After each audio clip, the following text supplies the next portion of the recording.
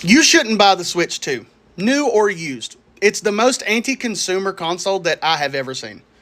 So, on the game cart, there's no game on them anymore. They're called game keys now, and the only thing that's on the physical cartridge that you pay $10 extra for, by the way, is a piece of code that says, you can download the game from our servers.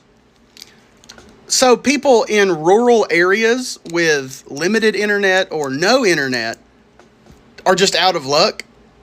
The thing that keeps them in gaming, buying physical copies, is now dead to them. All right. And they say they'll be able to be rented and, borrowed and resold and whatnot, but I don't know about that. They put an anti-arbitration clause in their EULA. So before you can even use the device, you have to agree to not sue them.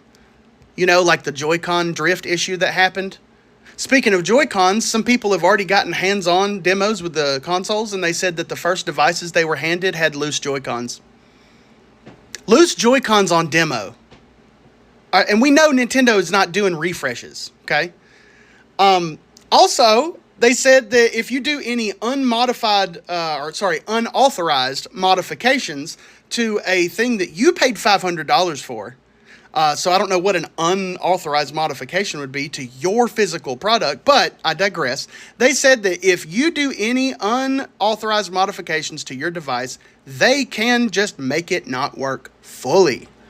So my Switch that I modded, I knew it was going to get banned, but it's banned from the Nintendo servers. So I can't get updates for my console and I can't get updates for games. There's ways around that, but if you get a new Nintendo Switch 2 banned, it's not going to even be able to play games because physical games don't exist anymore. Okay.